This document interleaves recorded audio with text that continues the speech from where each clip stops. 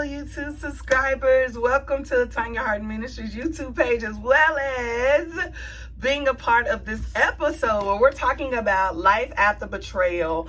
Carla Arcanon's book. Carla Arcanon, a great friend of mine, great girl that I know. Her book has been life-changing to me. If you have not seen episode 1, go back and watch it. Episode 2, go back and watch it. This is episode 3, where we're talking about life after betrayal, how to heal, forgive, and move on. This is her book that we've been going through. I've only been giving you a snippet of this book. So let's dive in. If you don't know me, my goal is to make sure that women are reminded to see themselves through God's eyes, but most of all, turn their pain into purpose, and their purpose into passion, and their passion into promises that God has for them. And the way to do that is to know that we're all a product of grace. So that's my goal. That's what I love to do, is to watch women win. So go ahead, like, share with a friend, subscribe to this page, all of that great stuff. All right, let's dive in. The topic that we're dealing with today is called blessing blockers. Blessing blockers. I preached a sermon. It's on my YouTube page. You can go and look at it. I preached a sermon called Blessing Blockers. So when I read this chapter, I was like, oh yes, I'm definitely going to deep dive into this chapter. There's a lot of things that Carla talks about within this chapter. And if you heard me say before in the other videos, make sure when you read this book, you are literally doing the work. I literally had to do the work. I'm a book reader, and it don't take me long to read a book. Well, if it's one of those good books that's going to be transforming for me, I don't want to just read. I want to be able to digest the meat that they're giving, as well as later apply it to my life. And so this was one of those that it took me a while. I've been reading it for about 2 to 3 months now, and just taking different things in, pausing, and she allows you to do the work. You hear me? So I was doing the work and just thank you so much, Carla, for allowing your readers to do the work. So there's a couple of things that she talks about in this particular chapter. It's chapter 7, where she's talking about blessing blockers. Again, I can't give you the whole book, only going to give you a snippet. There are many blessing blockers that she does talk about. She talks about 3 main ones that I want to talk about today, and I'm going to add a little bit more that she also gave in the book. One of those things was disobedience.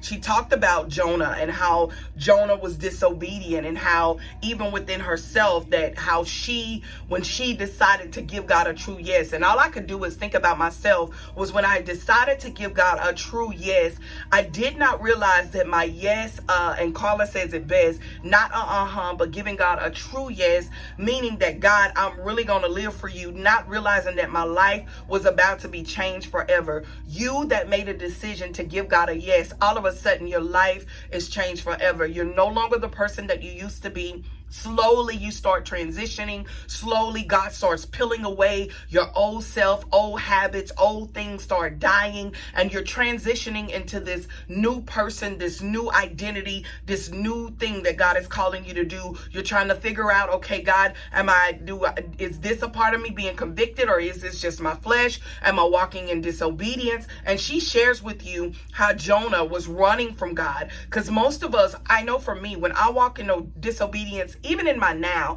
as a pastor of a church, as a leader, there are still times that I walk in disobedience. And when I walk in disobedience, I'm going against the grain. I'm going against the things that God has for me. And I'm walking almost like Jonah, running from the unexpected, the unfamiliar, the place I've never been before, running from those things.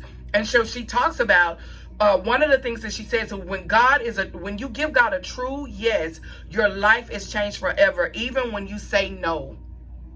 Even when you want to say no, and God, I'm not going to do that, or Lord, I'm not, it's all of a sudden the pressure gets a little bit hotter. The pressure on you is like God is squeezing the old things out of you, or he's squeezing you to where you're so uncomfortable and things are not right. I'll never forget being in our home, our very first home that we bought when my girls were toddlers. And when we bought this house, we got in the house years later, we ended up having another baby, and then another baby. And it was like, okay, wait a minute, we're outgrowing this house, babe, it's time to leave. I remember telling my husband it's time to leave, and he was like, well, no, that's not what the Lord said. We bought this house, we've been here 11, 12 years, we're not going anywhere. And I remember being in that house, being uncomfortable, and all of a sudden everything got tight. The air conditioner went out, we had to drop almost $2,000 for that. Then the water heater went out, and then we had to drop money for that. And then other things started falling apart slowly, because God was trying to get our attention, come here,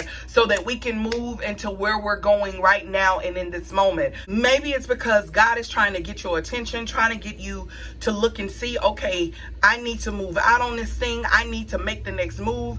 And all because you decided to walk in disobedience, all because my family, my husband, and myself decided to walk in disobedience, God said, okay, I'm gonna make it a little bit tight for you. Let me see, are you gonna continue to be like Jonah and decide to just not, you gonna run away from me, you gonna jump off the boat? What are you gonna do in this season? And so when you learn what she says, this, you learn that you need guidance, you learn that you need direction, you learn that you can't do life without God, you learn that my obedience is better than sacrifice, than me being disobedient. I would rather be obedient than go through the whooping from God versus anybody else. It's learning that I gotta be obedient to what God said and what God told me to do. One of the things she said I thought was so key. Our circumstances are more about the work God wants to do in us than it is what anyone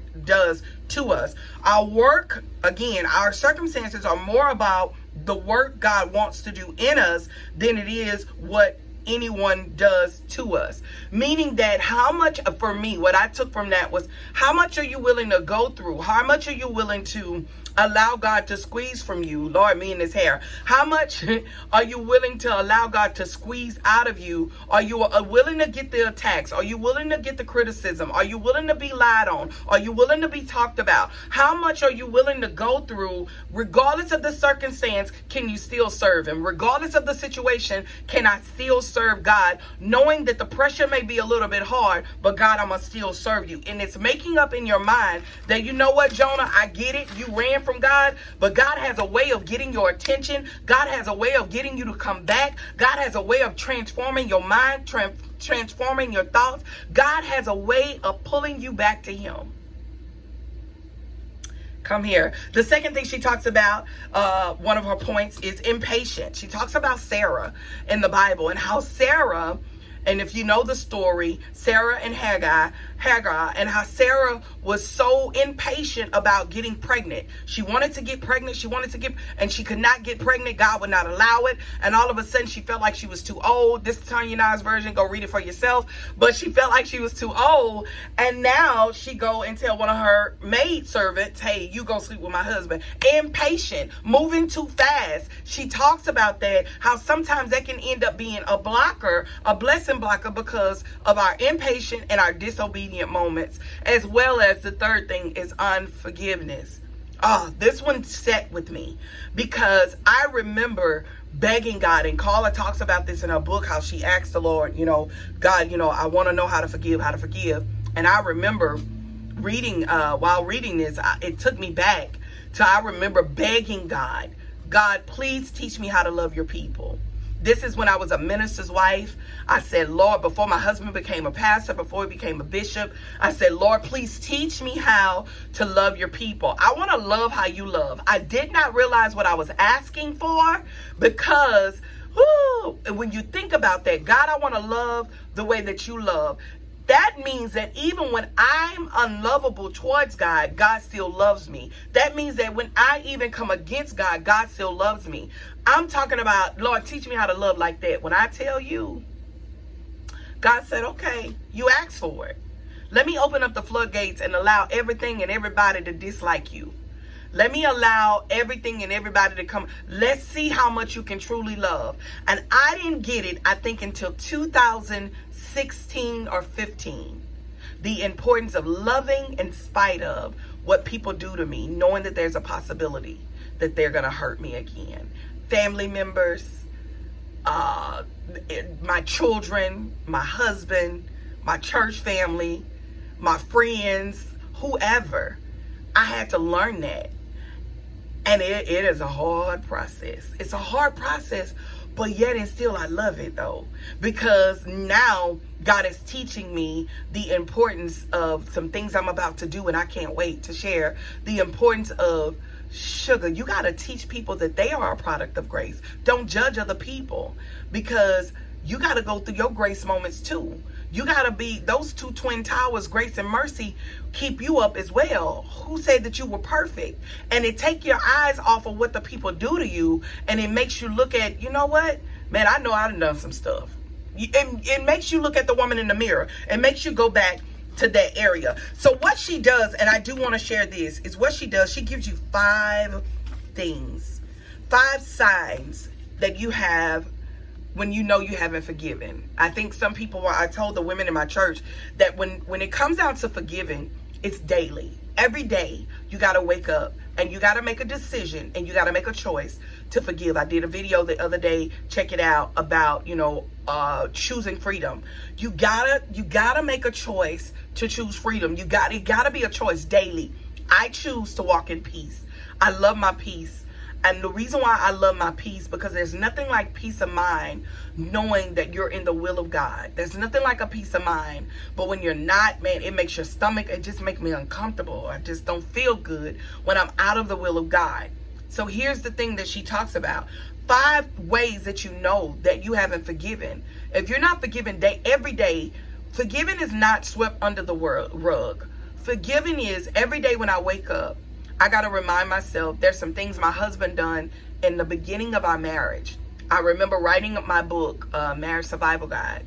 Oh my God, it brought all of the things that he did back to the surface. No, my husband did not sexually cheat on me, but there's some things that happen. We talk about in the book. Go check out my book, shameless plug, Marriage Survival Guide. You can get more detail. It's all in the book. But back to what I was saying. So I realized that all this stuff started coming up. And I literally sitting on the couch writing my book, and I threw a shoe at him. I was so hot, furious, mad. And then there was a moment I loved him while writing. And if you're a writer, you kind of know what I'm talking about. But here's the thing that I found out was that I did not forgive him daily. I still held on to some stuff. Come here. I was still holding on to some issues and some things that happened the earlier years of our marriage that I said that I do, and I'm still gonna stick here with you. Come here. How many of us have said, you know what, I'm over it, I'm done, and really and truly you're not, because you didn't make a decision to choose daily, because you may do something today that's gonna make me mad. Husband, children, family, church family, whoever. You're gonna do something to make me mad, so I gotta forgive you every day. Every single day. So she gives you 5 signs of not forgiving. Number 1, you constantly rehearse what they did to you. If you keep repeating what they did, how they did it, and that's where those conversations, and I think I learned this from my Bishop L.J. Woodard, that you do not have time, or Bishop Harden, I think, you don't have time to defend yourself. Because if you defend yourself, you will offend the other person. So what you do when you defend yourself, you got to bring up what happened. You got to bring up what happened 5 years ago. You got to bring up what happened 6 months ago. You got to keep rehearsing the conversation. And after a while, you start lying. Okay, because you keep rehearsing the conversation. And after a while, it's old and you really forgot everything that happened. Maybe that's just me. You just forget what happened, but you just got to move on. If not, you're going to keep rehearsing it, keep bringing it up, and all of a sudden, that's all you talk about. That's your whole conversation. Number 2, you tell other people what they did.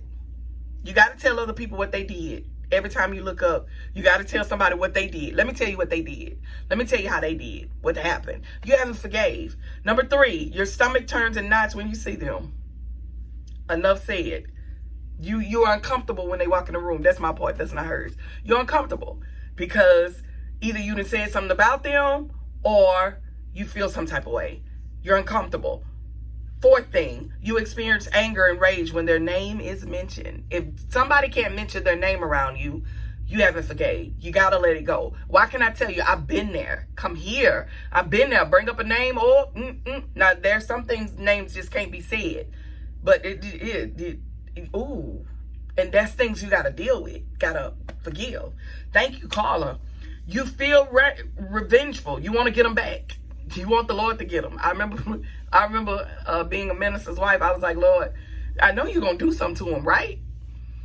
6, you struggle to pray for them.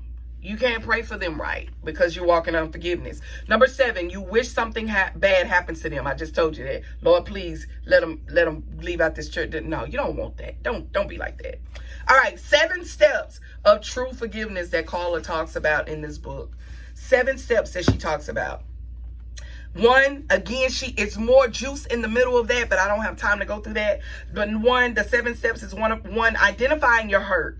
Start by pinpointing the source of your hurt. Was it a failure, a missing opportunity, a heartbreak, a person who was mean to you, or someone who neglected you? Get to the root of the pain. Get to the root of the pain. Find out what that was that you got to identify. What is that hurt? What is that about? Number 2, acknowledge your hurtful emotions.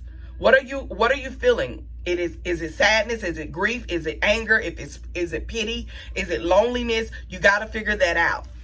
Number 3, forgive yourself and let it go. Forgiveness starts within. Forgiveness starts with you first. I didn't go over the chapter about forgiving yourself.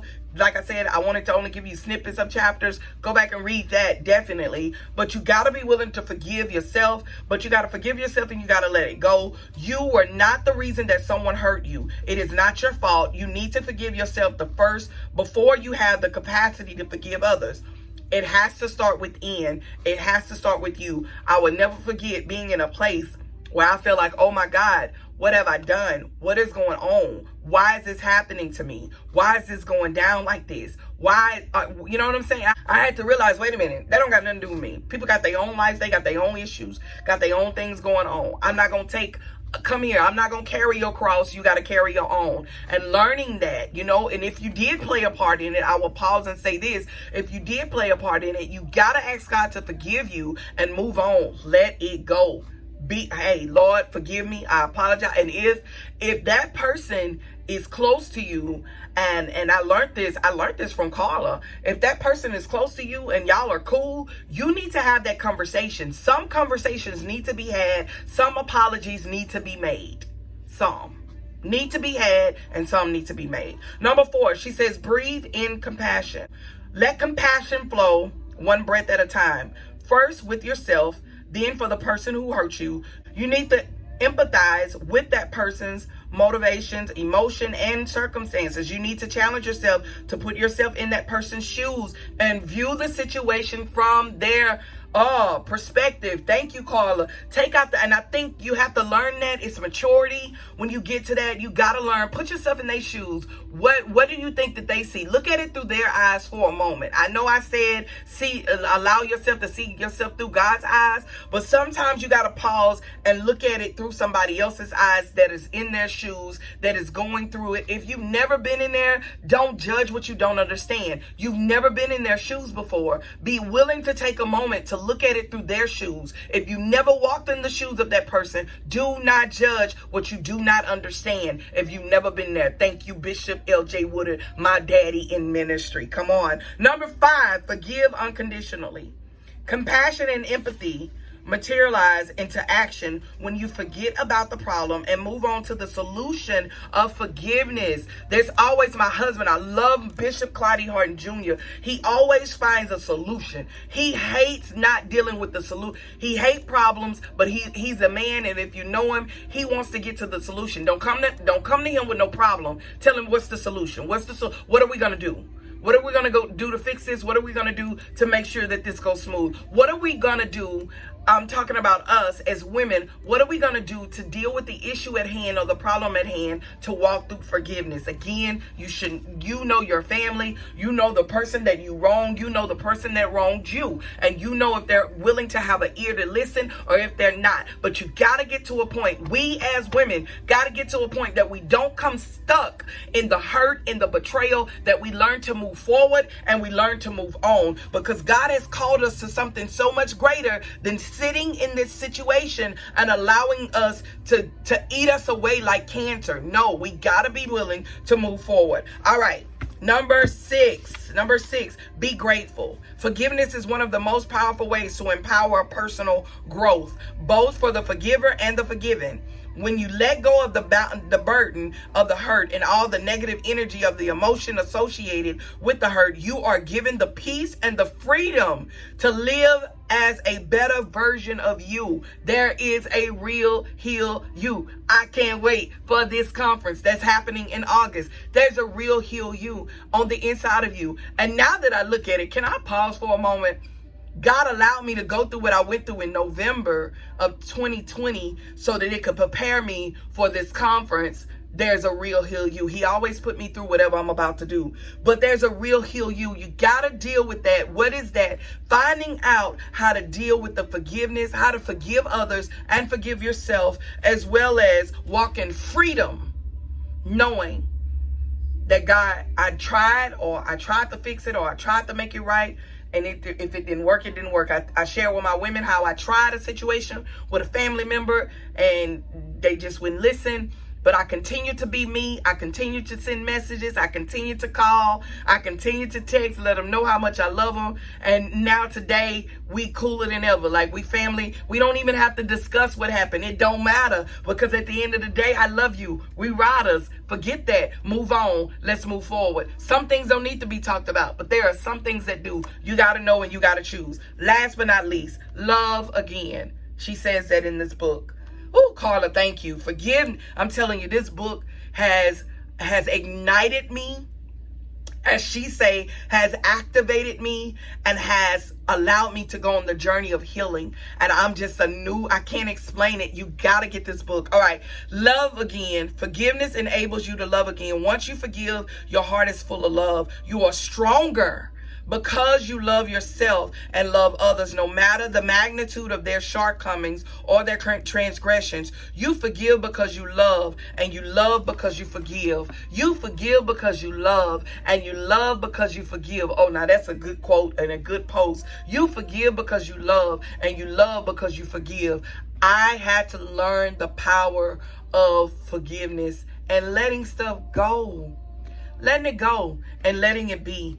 And I learned that more through this book. I thought I knew, but I learned even more and went deeper within this book. So I encourage you, don't allow these blockers to stop you from getting to the true healing that God wants to take for you. Don't allow these impatient, this anger, this unforgiveness, these things that are the habits of, that they know me, they know how I am. No, come on. There's a little girl on the inside that's screaming, that's saying that I need help. And we got to get the help, because we're going to continue to hurt other people because we're hurting and we're not dealing with it. So I come to encourage you on episode 3, blessing blockers. Be aware. Have your ears and your spiritual ear and your spiritual eyes open to blessing blockers, the things that are blocking you from getting to where you're supposed to be. I had to realize before I can continue to write my book that I'm writing now, that I needed to deal with some blessing blockers if I was going to be able to heal for real, so that I can allow others that are connected to me to be able to heal for real, as well as do videos like this to remind you, hey, of books like these, Life After Betrayal, how to heal, forgive, and move on. It's time out. Life is too short. Move on. Fix it. Deal with it. I pray these last 3 days have been empowering, impactful, and reminding you, man, there's life after betrayal. I had to do this book, just give you a snippet. It's so much more meat in this. I only gave you the little bit. I promise you, you want to go and purchase this book. It is life-changing. It changed my life, and I wanted to share with my followers, with the people that I know, all books that I read that are affecting me. I want to be able to share them. Hey, join me with my women of destiny, every second Wednesday. If you want the link, email me at admin@TonyaHarden.com, admin@TonyaHarden.com, so that you could get the link as we go through the book, Success from the Inside Out by Nona Jones. It has been life-changing, and we are growing together as women of destiny. You may never know. I may do this one as well. So until next time, always remember, see yourself through God's eyes, not people, because my sister, you are a product of grace. Stay blessed in all that you do. Bye-bye.